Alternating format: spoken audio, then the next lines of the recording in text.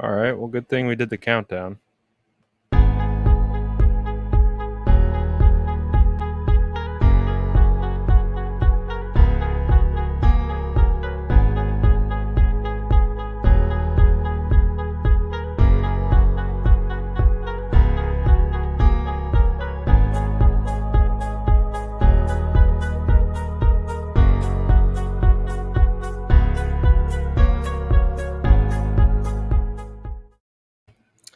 What's good, fam? I'm back. We were just on here.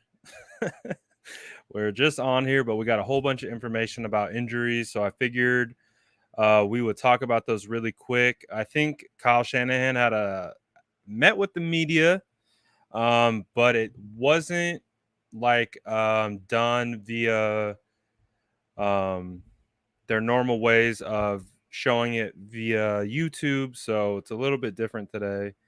Um, It's a little weird how it went down and what didn't feel normal or what we're used to at this point. But we did, however, come away with some pretty good news. And I figured what we could do right now is, since we just got done talking about some of the injury situations and what have you, Instagram just still is not working properly.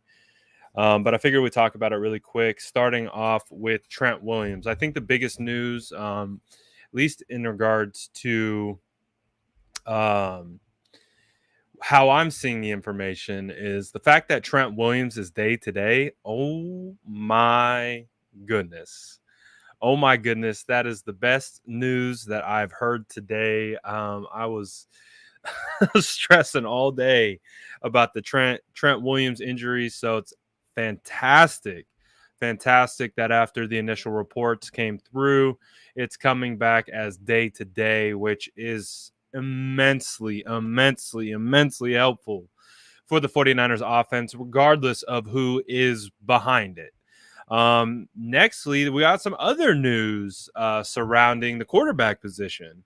I think based on the way Jimmy Garoppolo was talking about his injury at the podium after the game, I think we all kind of anticipated that it was going to be some time that Jimmy Garoppolo was going to be out with sounded like a calf strain, or like it popped or something like that, that would indicate that he could be out for a couple weeks. Apparently, it's actually not that bad. Apparently, it sounds like he could be available for the Cardinals game um, if need be. So that will be an interesting situation to monitor, because essentially 49ers fans have had about, almost 24 hours to kind of think about what life would be without Jimmy Garoppolo. So it's definitely going to be really interesting to see everyone the reaction back to Jimmy and see how the 49ers operate, because based on typically how teams work and operate, if the quarterback truly indeed did not get benched on Sunday, and it was a calf injury that limited Jimmy Garoppolo from returning, that would indicate that Jimmy Garoppolo will be in line to be the starter against the Cardinals. Um, I know everyone is already mentally kind of flipped the page based on today and kind of what we had anticipated and slept on. But again, it's not that bad. Sounds like Jimmy Garoppolo will be ready to go. They're going to test it on Wednesday and see how everything works out. But based on that trend, that would mean that Jimmy Garoppolo could be on his way back to the starting lineup against the Cardinals. So that's going to be something that we'll continue to monitor. The most significant injury feels like the flukiest injury of them all. Robbie Gould. Robbie Gould has a strained groin and is going to be out for 3 to 5 weeks. They're anticipating potentially putting him on short-term IR.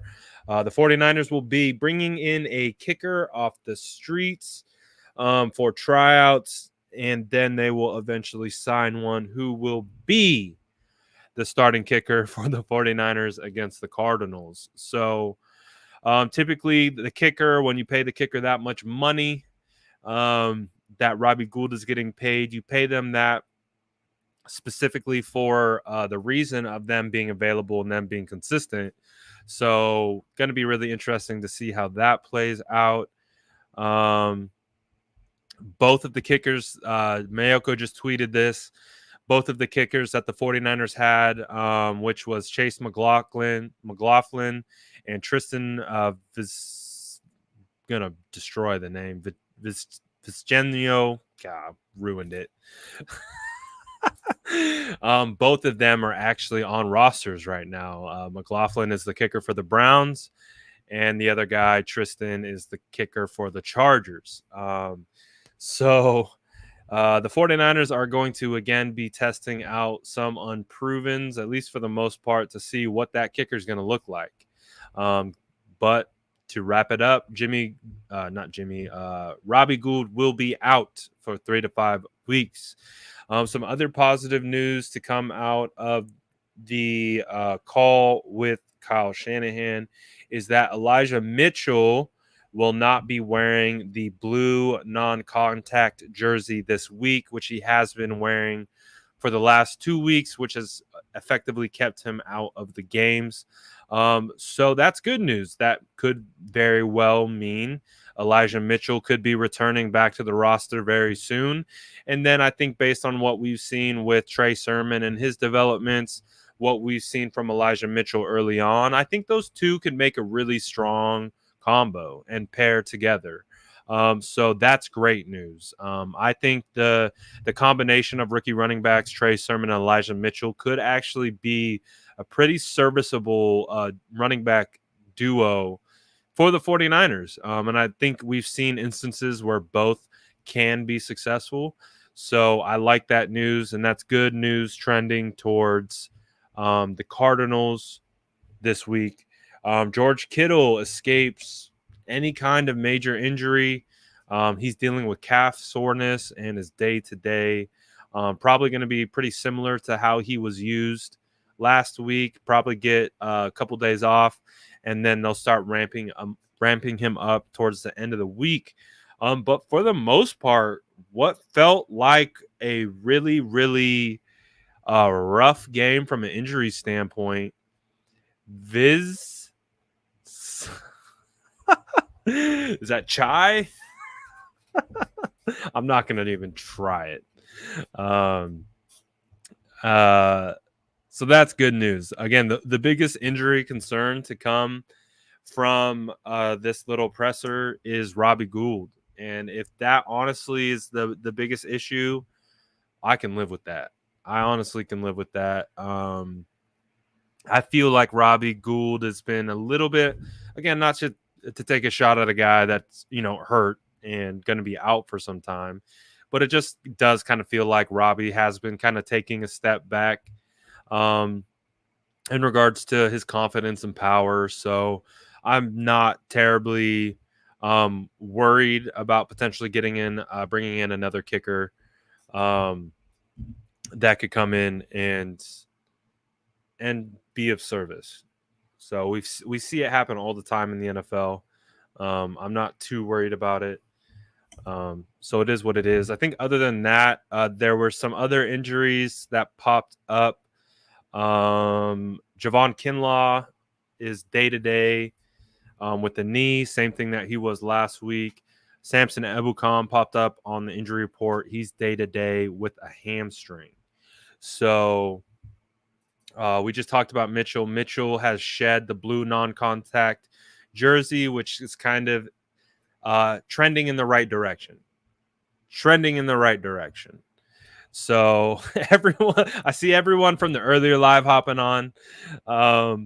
I'm basically just recapping some of the injury news that came through. Good news. Again, I even got a text while I was on live earlier that felt like the news that was coming for Trent Williams was going to be actually worse than it was, but it actually turned out to be a lot better.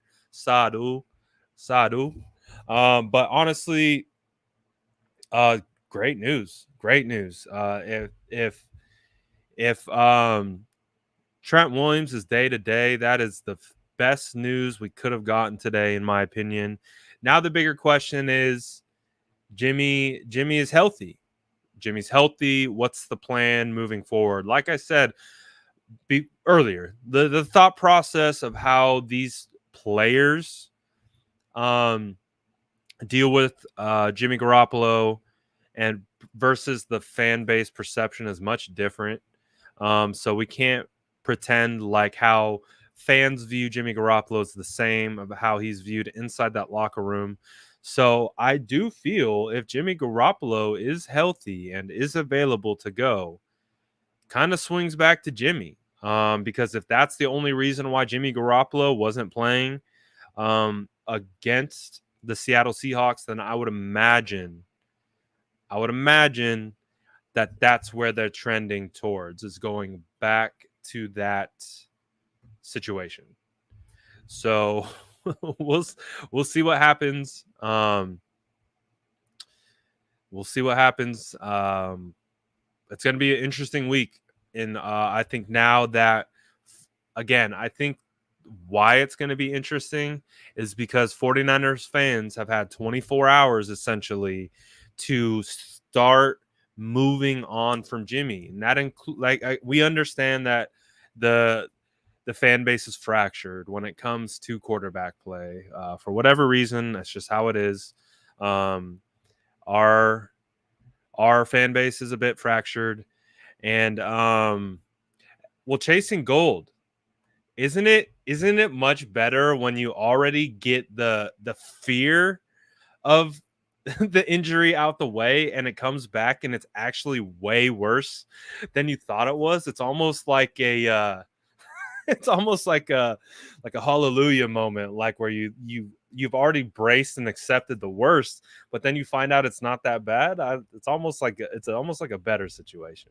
Almost like a better situation. Luis is saying mobile quarterback versus mobile quarterback. Keep Lance as the starter. And this is now going to be the conversation for the rest of the week. And Luis did a great job of kind of identifying one of the talking points too. Is one of the talking points for the rest of the week is going to be, is it going to be a mobile quarterback that could potentially make things a little bit easier on the offense? Or do we go back to Jimmy Garoppolo and trying to not reinvent, I think reinvent is not the good word, but to just execute the offense that Jimmy needs to be executing. So this, I think, is going to be the question now for the remaining part of the week. As we head into Cardinals week. So what do you guys, now this changes a lot. Before, it felt like a foregone conclusion that Trey Lance was going to start this week. So now looking at you guys, and I want your input. Who do you guys want to start? Now if Jimmy Garoppolo is fully available, who do you want? Do you want Trey or do you want Jimmy? Long Island Girl says, oh my God, I thought the Jimmy G era was over. She goes on to say she wants Trey. Dad says Kyle won't put Trey in because we want him in. He hates the fans.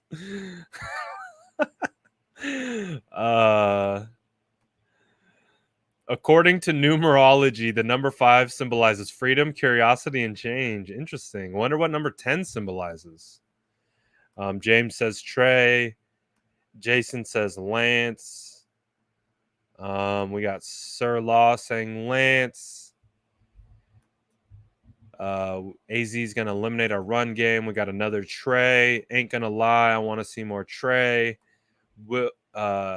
Big Bill wants a mobile QB. What? Oh, no, I lied. Let me retract that. He says, what mobile QB has won a Super Bowl? You can't band-aid a battle line. It catches up. So before I go on a tangent, Um, I don't like the whole what mobile quarterback has won a Super Bowl. Because in reality, Patrick Mahomes is a mobile quarterback. He's a guy who makes plays outside the pocket. He extends plays. He knows how to move throughout the pocket, and he knows how to make plays on the move. That to me is a mobile quarterback. That also is what um, Trey Lance is. Trey Lance has the ability to play from the pocket. He also knows how to move out of the pocket. Russell Wilson as well. Russell Wilson has won a quarterback. People call him a mobile quarterback because he can move. So there's two answers right there. Mahomes and Russell Wilson are two mobile quarterbacks that have won the Super Bowl. I think the stat that you're probably looking for is not what mobile quarterback has won a Super Bowl, is what rookie quarterback has won a Super Bowl. That seems to be the one that holds most water in regards to fielding competitive teams. Um, so it is what it is. I see a lot of Trey. Um, yeah, it does feel like a lot of people have moved towards Trey. I haven't seen. Okay, here's one. Red X says, I say start Jimmy. If Trey does bad, people will be quick to go back to Jimmy and start Jimmy till he is injured and can't play." He does make a good point. We understand, we understand this fan base is very passionate. They're very passionate, but they're the expectations of this fan base, I would say, don't align with working through the bumps and bruises that come along with a rookie playing quarterback. So I don't know, maybe going back to Jimmy will help kind of soothe I don't know, some of the expectations around this conversation, this position. Oh wow, that's true. Steve Young was a mobile quarterback. That's right. Facts. Absolutely. Absolutely. Um, so yeah, the what mobile quarterback argument, they're plenty. And first of all, that's really new. It's still mobile quarterback is still somewhat new. I would say Brett Favre was even a mobile quarterback. Brett Favre knew how to extend and do all kinds of things outside the pocket. So the new norm is mobile quarterbacks. So it is what it is. So it's going to be very interesting. It's going to be very interesting to see what happens, man. Again, everyone's talking on the timeline today about Trey Lance era has begun. I thought the Trey Lance era has begun. We're talking about how we're game planning for the Cardinals and how that changes with Trey Lance. But if we're going back to Jimmy, then we're going back to a situation where, okay, what didn't work against Seattle when Jimmy was in? And what didn't work against Seattle with Jimmy is they made adjustments and Jimmy couldn't make the adjustments back, which is the continuous thing that we have seen the last 3 weeks. As defenses are figuring out where Jimmy Garoppolo wants to go with the football. And they are sitting on those routes. They're anticipating them. They're waiting to jump them. All those kinds of things. And we're not really seeing the adjustments made off of that. And if there's anything we've come to know about Kyle Shanahan and this offense and what he does and why he's considered the genius that he is that he counters off of what defenses are showing him. If defenses shows him one thing, he'll counter the opposite. But we haven't really seen that this year. So who is that? Whose responsibility is that? Is that the quarterback? Is that the offensive line? Is that the running backs? Is that the head coach? Feels like it falls on everyone's plate, but for the most importantly, falls on Kyle, falls on Jimmy. So I don't know. It's going to be really interesting. It's going to be really interesting to see who gets reps this week. Of course, I don't think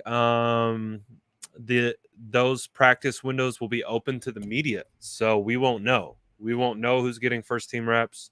We won't know who's getting second team reps. I would like to hear this. Oh, I'm always down for hearing objective analysis, especially from fantasy people, because fantasy view, they only care about production.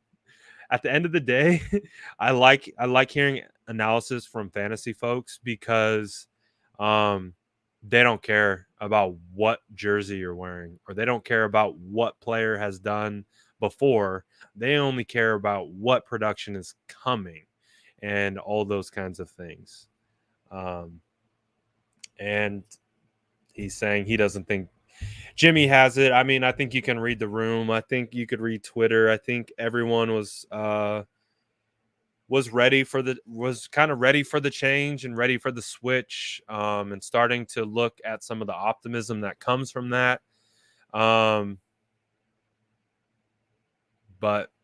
we don't know. Like I said, it's a lot. I think the 49ers are in this position because of Jimmy Garoppolo and the way his teammates respond to him and have his back. So if that's still the same case, I could still see a scenario where Jimmy is back as the starter. Again, this locker room's got his back, and you can't deny that.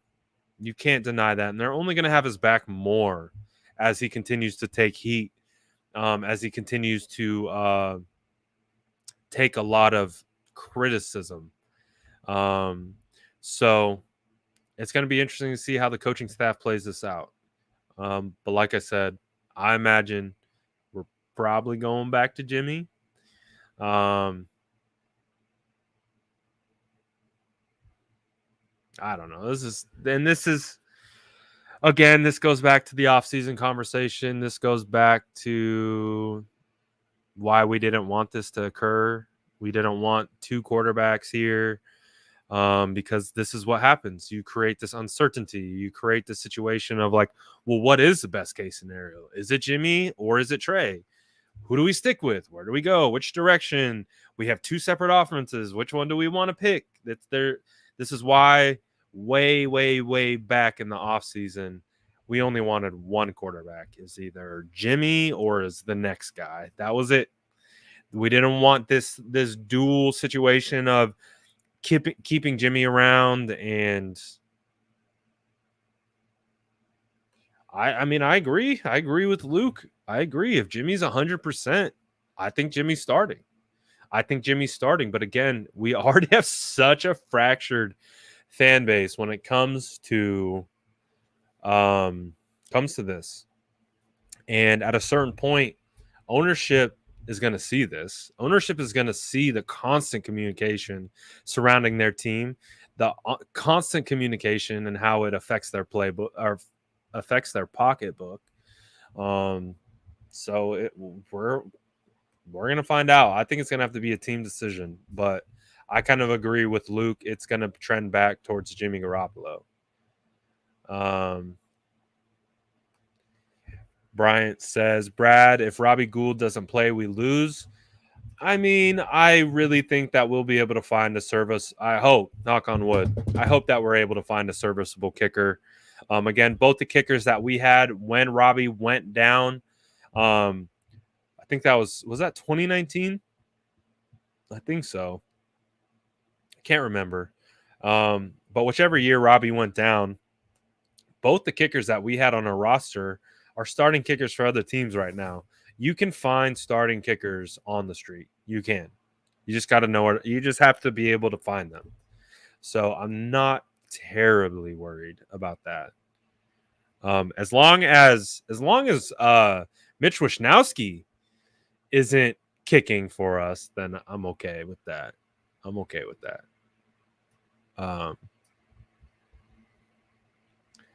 Whose name am I mispronouncing? Gould? I'm not calling him Gould. I'm not. I've called him Robbie Gould forever, and I will continue to call him Robbie Gould, even if that is even if it is Gold. It's Robbie Gould to me, man. He's just like Eric Armstead. I called Eric Armstead a reek forever. I called Eric Armstead a reek forever, and I unfortunately wasn't in love with how he was playing with us at the time. And someone said something similar to me, like, "That's not how you pronounce it." I'm like, "I'm not pronouncing his name right until he starts playing better." So Eric has played much better than when I said that, and so I call Eric now and not Eric. Um, so same thing with Gould. I'll call him Gold when he starts kicking like it. Um, so it is what it is. Um, you know, I don't want to. Again, I'm not here to like dunk on the guy and crap on him and do all that kind of stuff. But you know, I wasn't a huge fan of the signing. Really wasn't. Really wasn't. Uh, what's going on with the 49ers? We have lots of running backs before the cuts. Now we're looking for other teams' running backs. What are your thoughts on bringing back Frank Gore? Well, it's just the unfortunate situation of the injury. We lost our two lead backs, which were Raheem Mostert and Jeff Wilson, before the season even started. We also lost JaMycal Hasty. No one talks about JaMycal Hasty, but JaMycal Hasty was playing phenomenal. Like, I really thought JaMycal Hasty was playing as one of the most underrated players on our team.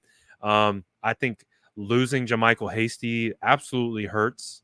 And we're feeling that right now because he really brought a strong element of setting up his blocks in the run game. Like, he was really good.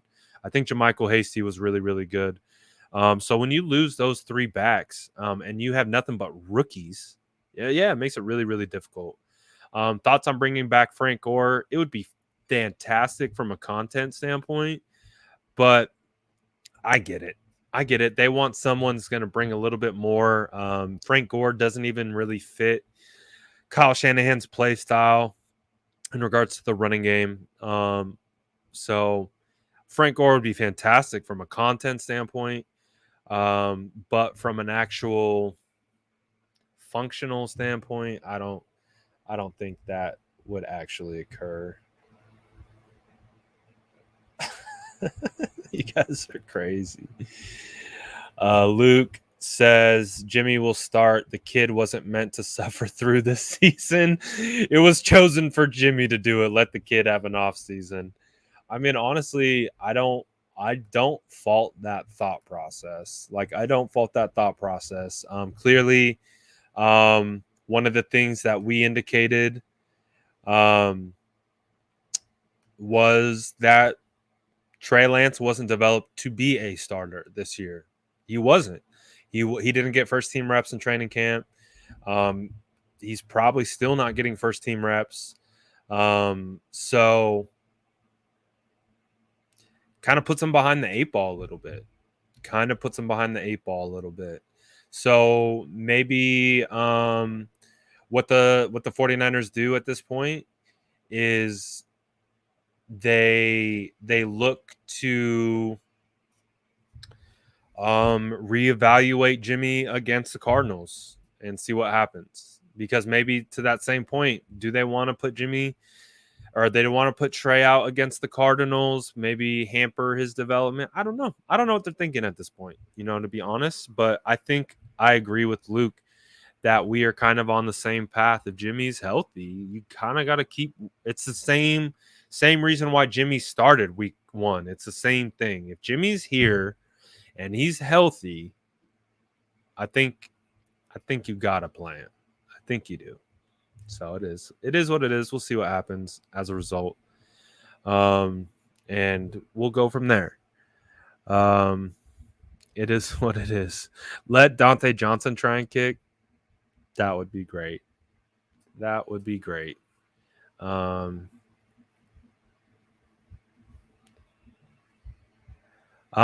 be surprised. Like, remember the 2 quarterback system that I really didn't think was a real thing, other than just to get Trey in some spots.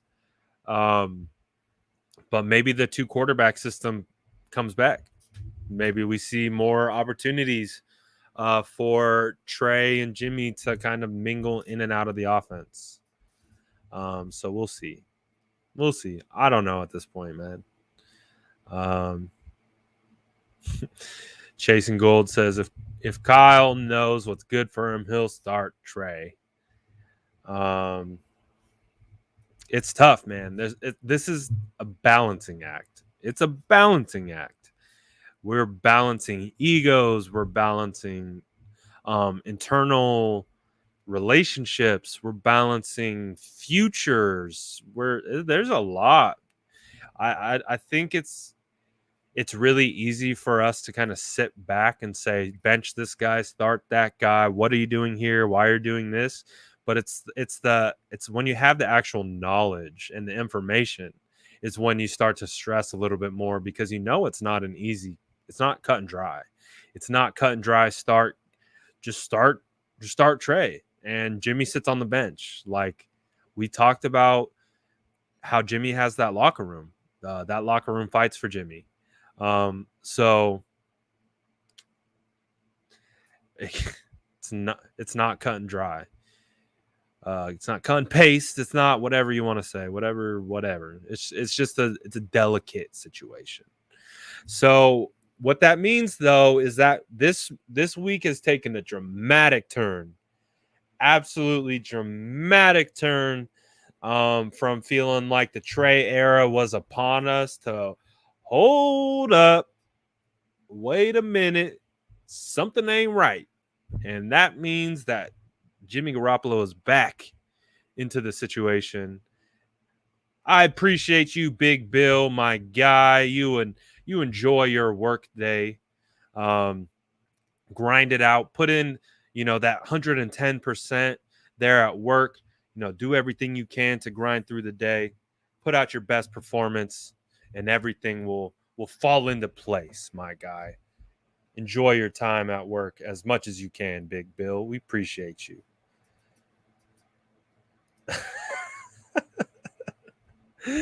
Next season about to be lit. Let's go. Hey, has Sherfield not been targeted? Seems like his touches are going down. Is it due to Ayuk improving? It was never it was a maturity thing with Ayuk. It wasn't an ability thing. With Trent Sherfield, he's just Sanu is locked in. I'm surprised how much Sanu plays. Not like because I don't think Sanu's any good. I'm just surprised. I figured there'd be more of a rotation. But Sanu and Debo are getting heavy snaps. It appears to be Ayuk and Sherfield to be the ones that are rotating in. I mean, Trent's just not getting any opportunity, and you can't really do anything if you don't have the opportunity. Gammon says, how bad would you feel if you played for 49ers, wore number 49, and were the reason why your team is 2-2 instead of 3-1, and everyone wants to fire your head coach?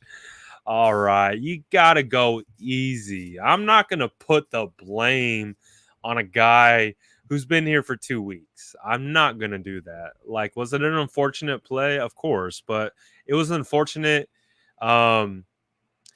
It's unfortunate why we were in that position. It was unfortunate why we're in that position to begin with.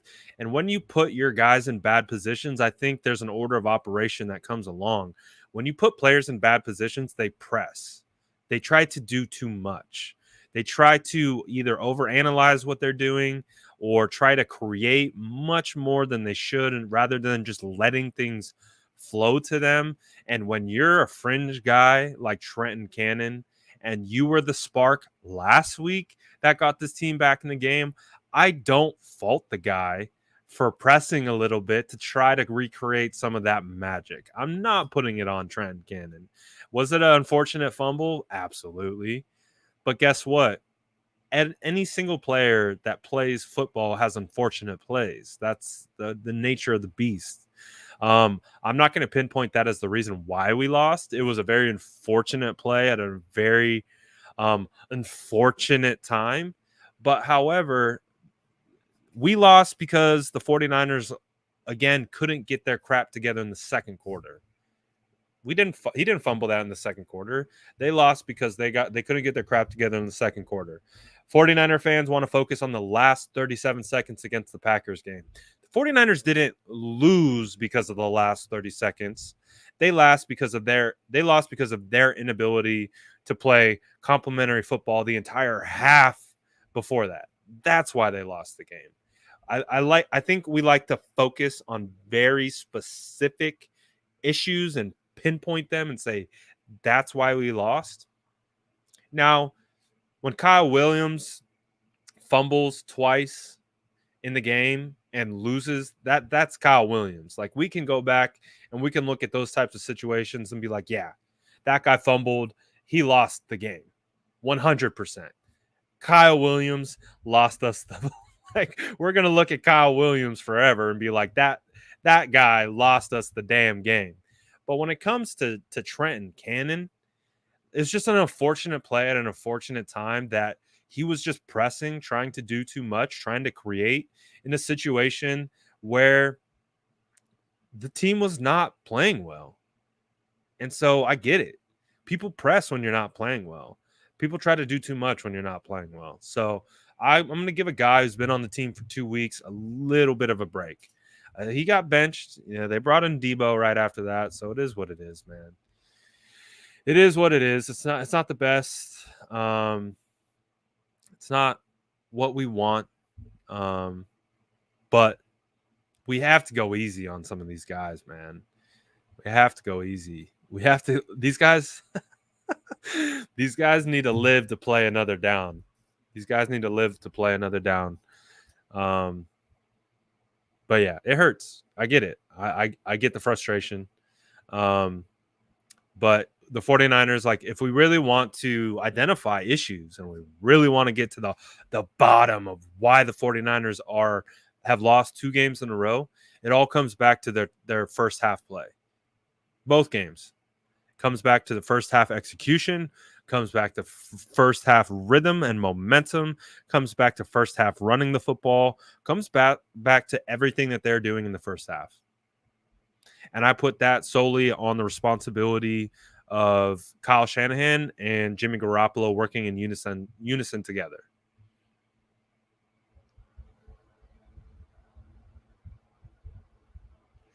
So it is what it is, man.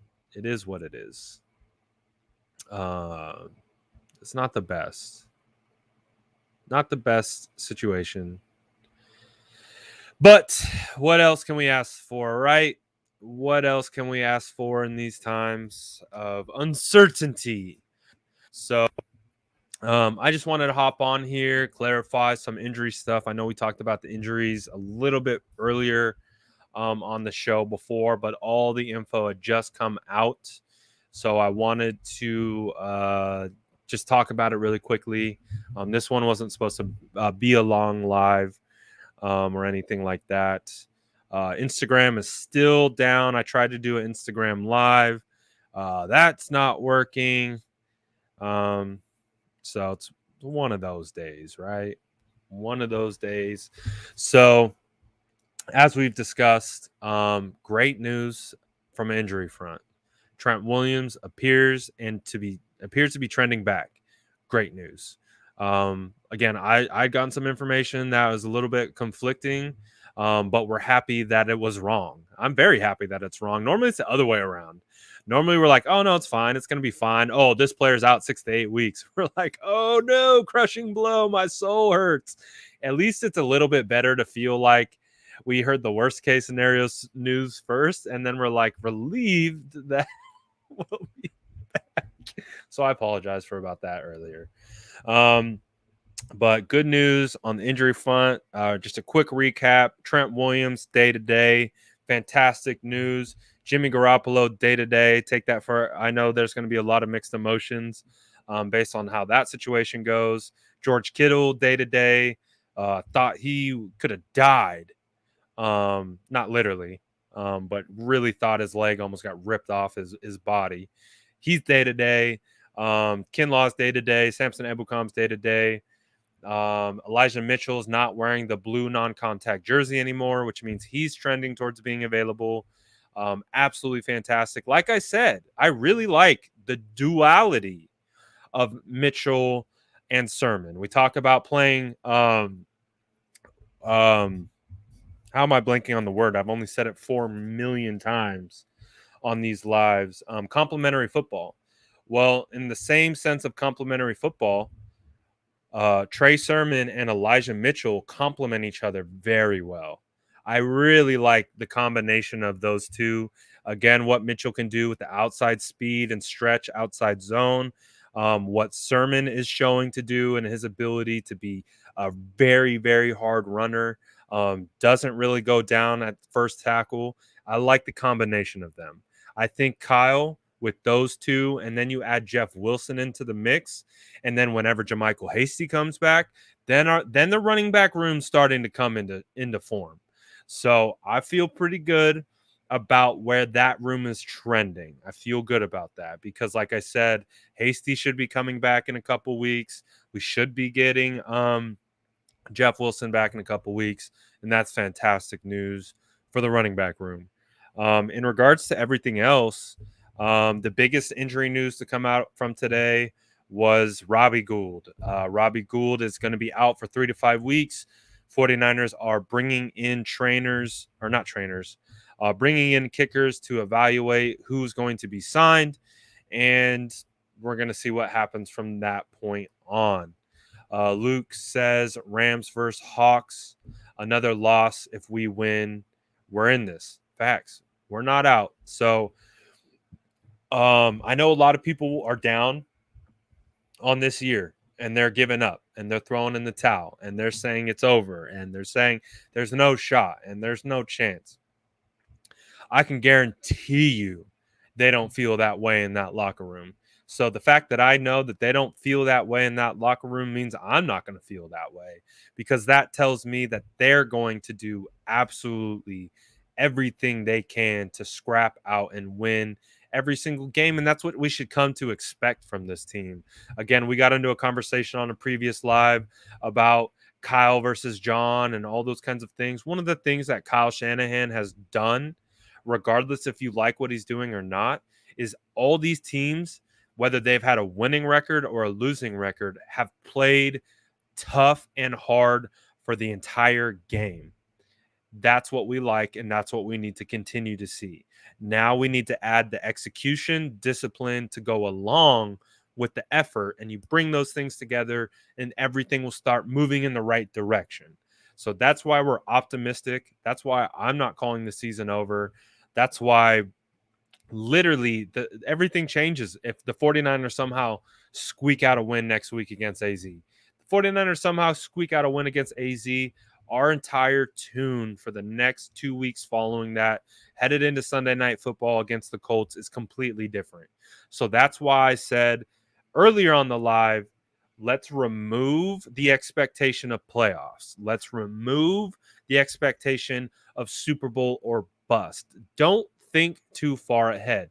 That's part of the biggest flaw as a fan, is that we tend to not live in the moment. We tend not to live in what's happening right now. We live in the past or we live in the future, and then we get all this anxiety when things don't go like we envision.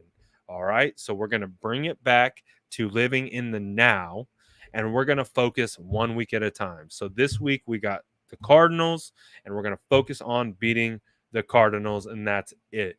No other expectation, and then we're going to take it from there, and we'll have a much better idea what happens and the feel for this team after this week, and we'll go from there and see what happens. So appreciate everyone hopping back on and kind of joining me, getting to the bottom of some of these injury news.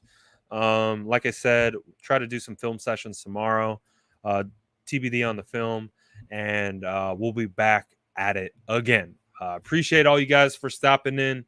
You guys have the great